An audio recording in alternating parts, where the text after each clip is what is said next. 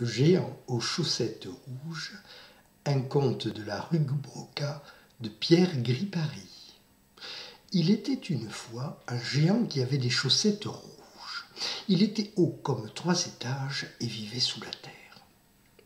Un beau jour, il se dit « C'est ennuyeux de rester garçon, je vais faire un tour là-haut et tâcher de me marier. » Sitôt dit, sitôt fait. Il fit un grand trou dans la terre au-dessus de sa tête. Mais, par malheur, au lieu de tomber en plein champ, il déboucha au milieu d'un village. Dans ce village, il y avait une jeune fille qui s'appelait Mireille et qui aimait beaucoup, quoi? Les œufs à la coque. Ce matin, elle était justement à table avec un œuf dans son cocotier et elle s'apprêtait à l'ouvrir avec une petite cuillère. Au premier coup de cuillère, la maison se mit à trembler. « Tiens, je suis donc devenue forte, pensa Mireille.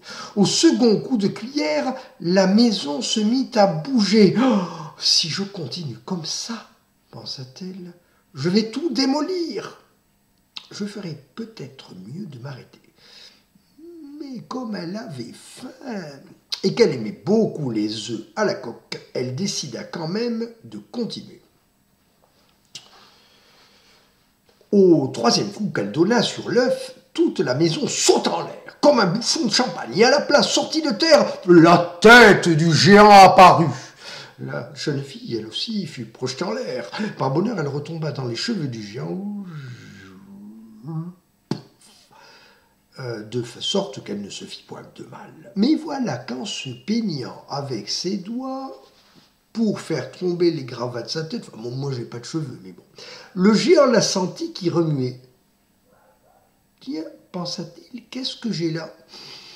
On dirait une bête. Il attrapa la bête et la regarda de près. Qui es-tu, toi? Je suis une jeune fille. Comment t'appelles-tu? Mireille. Mireille, je t'aime. Je voudrais t'épouser. Pose-moi d'abord à terre et je te répondrai. Le géant la posa à terre et Mireille s'enfuit à toutes jambes en criant « Oh !»« Qu'est-ce qu'elle veut dire par là ?» se demanda le géant. « Ce n'est pas une réponse !» Cependant, il finissait de sortir de terre et il retapait son pantalon lorsque survinrent le maire du village et monsieur le curé. Ils étaient tous les deux très fâchés. « Qu'est-ce que c'est comme ça? En voilà des manières, sortir de terre comme ça, au beau milieu d'une agglomération, vous croyez-vous donc? »« Je m'excuse, répondit le géant. Je ne l'ai pas fait exprès, je vous assure. »« Et cette pauvre Mireille, dit le curé, sa maison qui est toute démolie. »« Si ce n'est que ça, dit le géant, ce n'est pas grave, le bâtiment, c'est ma partie. » Et là-dessus, il prononça ces paroles magiques. « Par la vertu de mes chaussettes rouges, que la maison de Mireille soit reconstruite. » Et aussitôt, la maison redevint comme avant, avec ses murs, ses portes, ses fenêtres, ses meubles, ses poussières, même ses toiles d'araignée. L'œuf à la coque était de nouveau tout chaud dans son cocotier, prêt à être mangé. « C'est bien, dit le curé radouci. Je vois qu'au fond, vous n'êtes pas méchant. Maintenant, allez-vous-en. »« Une minute, dit le géant. J'ai quelque chose à vous demander. »« Quoi donc? »« Je voudrais épouser Mireille. » »« C'est impossible, dit le curé. »« Et pourquoi impossible? »« Parce que vous êtes trop grand, vous ne pourriez pas entrer dans l'église. »« C'est vrai que l'église est bien petite, dit le géant. Et si je chauffe les dents pour l'agrandir un peu? » Ce serait de la triche, dit le curé. L'église doit rester comme elle est. C'est à vous de rapetisser. Mais je ne demande pas mieux. Comment faire pour rapetisser? Il eut un silence. Le maire et le curé se regardèrent. Écoutez, dit le curé, vous m'êtes sympathique. Allez voir de ma part le grand sorcier chinois. Moi, pendant ce temps, je parlerai à Mireille. Revenez dans 1 an et elle sera prête à vous épouser. Mais attention, elle n'attendra pas plus d'1 an. Et où habite-t-il, votre sorcier chinois? En Chine. Merci.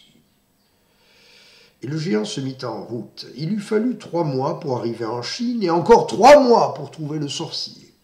Pendant ce temps, il apprenait la langue chinoise. Une fois devant la maison du sorcier, il frappa à la porte. Le sorcier vient ouvrir et le géant lui dit « Yong chong chong chong kong kong go » ce qui en chinois signifie « c'est bien vous le grand sorcier ».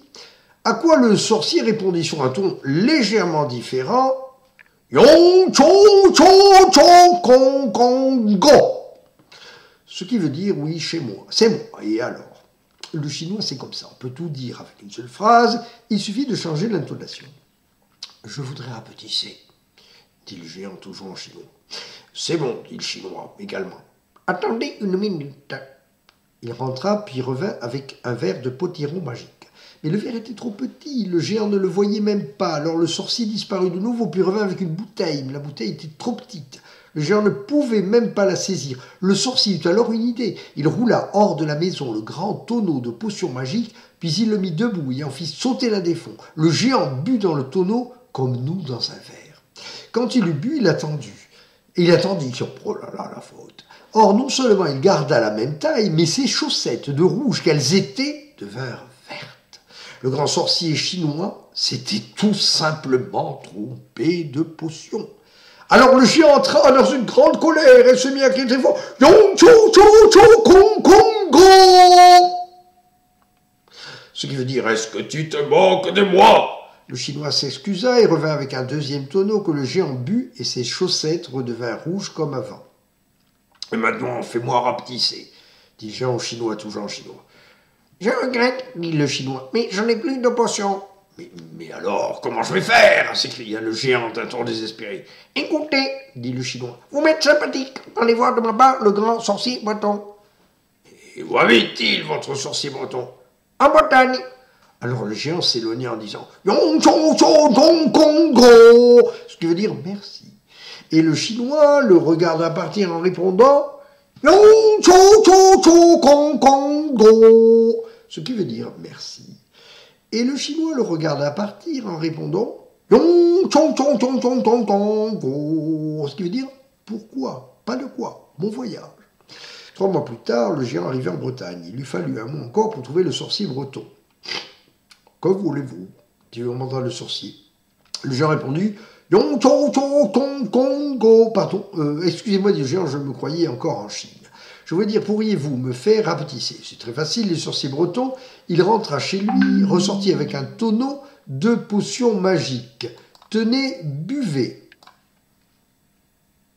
Le géant but, mais au lieu de rapetisser, il se mit à grandir et fut bientôt 2 fois plus gros qu'avant. « Oh, pardon, dit le sorcier, je me suis trompé de tonneau. Ne bougez pas une minute. » Il disparut, puis il revint avec un second tonneau. « Tenez, buvez. » Le géant but, et en effet, il revint à sa taille ordinaire. « Cela ne suffit pas, dit-il. Je dois devenir aussi petit qu'un homme. »« Ah, ça, c'est impossible, dit le sorcier. Je n'ai plus de potion. Revenez dans 6 mois. »« Mais je ne peux pas, dit le géant. D'ici 2 mois, je dois rejoindre ma fiancée. » Et là-dessus, il se mit à pleurer. « Écoutez, dit le sorcier, vous me m'êtes sympathique. Et d'ailleurs, tout cela, c'est ma faute. Aussi, je vais vous donner un bon conseil. Allez donc de ma part chez le pape de Rome. » Et où habite-t-il, ce pape de Rome ? À Rome. Merci beaucoup. 1 mois plus tard, le géant arriva à Rome et il lui fallut encore 15 jours pour trouver la maison du pape. Une fois qu'il le trouvait, il sonna à la porte. Au bout de quelques secondes, le pape vint ouvrir. « Monsieur, vous désirez ?»« Je veux, dit le géant, devenir aussi petit qu'un homme. »« Mais je ne suis pas sorcier. »« Dieu, monsieur le pape, ma fiancée m'attend dans 15 jours. »« Eh bien alors, je suis trop grand et je ne pourrai pas entrer dans l'église pour l'épouser. » En entendant ces mots, le pape fut tout ému. « Comme c'est touchant, dit-il. Écoutez, mon ami, vous m'êtes sympathique. Je vais tâcher de faire quelque chose pour vous. » Le pape rentra chez lui, décrocha le téléphone et composa ce canon les 3 lettres SVM. Vous le savez peut-être, quand on fait SVP, on obtient renseignement. Mais ce que vous ne savez pas, c'est quand on fait SVM, on obtient la Sainte Vierge Marie.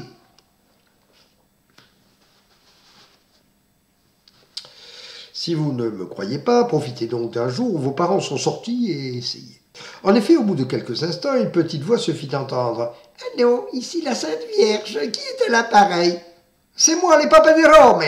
C'est vous, hein, quel plaisir. Et qu'est-ce que vous voulez ? Eh bien voilà, j'ai ici un géant qui voudrait devenir aussi petit qu'un homme, mais pour se marier à ce qu'il dit. Est-ce qu'il n'a pas des chaussettes rouges, votre géant ? Aussi, Sainte Vierge, comment le savez-vous ? Eh bien voilà, je le sais. Vraiment, Sainte Vierge, vous êtes formidable. Merci, merci. Oui, bien, dites-lui à votre géant qu'il donne ses chaussettes au blanchisseur, qu'il aille se tremper les 2 pieds dans la mer en invoquant mon nom. verra bien ce qui lui arrivera. Merci, Sainte Vierge. Ce n'est pas tout. Comme je prévois qu'il aura des ennuis, lui ensuite il pourra faire 3 vœux qui seront exaucés sur le champ. Mais attention, 3 vœux, pas plus. Je lui dirai. Et le pape répéta au géant ce que lui avait dit la Sainte Vierge. Le jour même, le géant donna ses chaussettes au blanchisseur, puis il allait jusqu'au bord de la mer. Il trempa ses pieds nus dans l'eau bleue et se mit à crier « Marie, Marie, Marie !» Plouf! Aussitôt il perdit pied, était devenu aussi petit qu'un homme. Il revint à la neige, se sécha au soleil, il retourna chez le blanchisseur. Bonjour monsieur, je viens chercher mes chaussettes rouges. Mais je n'ai pas de chaussettes rouges. Mais si, la paire de chaussettes rouges de 3 mètres de long. Vous voulez dire les 2 sacs de couchage. Mais ce sont des chaussettes, je vous dis. Écoutez, le blanchisseur, appelez ça comme vous voudrez. Mais moi, quand je vois une chaussette dans laquelle je peux entrer tout entier, j'appelle ça un sac de couchage. Eh bien, donnez-les-moi. Mais quand il voulut mettre ses chaussettes, le pauvre homme s'aperçut qu'elle lui venait plus haut que la tête. Il se mit à pleurer. Qu'est-ce que je vais devenir? Je suis plus géant et sans mes chaussettes rouges, je ne suis plus rien du tout. Si elle pouvait me rapetisser. C'était son premier vœu qui allait se réaliser. Tout heureux, il se rechaussa en remerciant la Sainte Vierge. Mais comme il était plus géant, il ne pouvait plus revenir à pied au village de Mireille. Et d'autre part, il n'avait pas d'argent pour prendre le train. De nouveau, il fondit en larmes. Mais là, je n'ai plus qu'un jour pour retrouver ma fiancée. Paf! Deuxième vœu, il se retrouva dans la salle à manger de Mireille, au moment précis où cette dernière entamait un œuf à quoi? Un œuf à la coupe.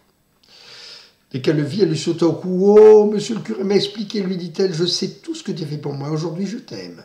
Dans 6 mois, nous nous marierons. »« Dans 6 mois seulement ?» demanda l'homme aux chaussettes rouges. Mais il pensa soudain qu'il lui restait un 3e vœu à faire. Il dit à haute voix que ce soit le jour de la noce.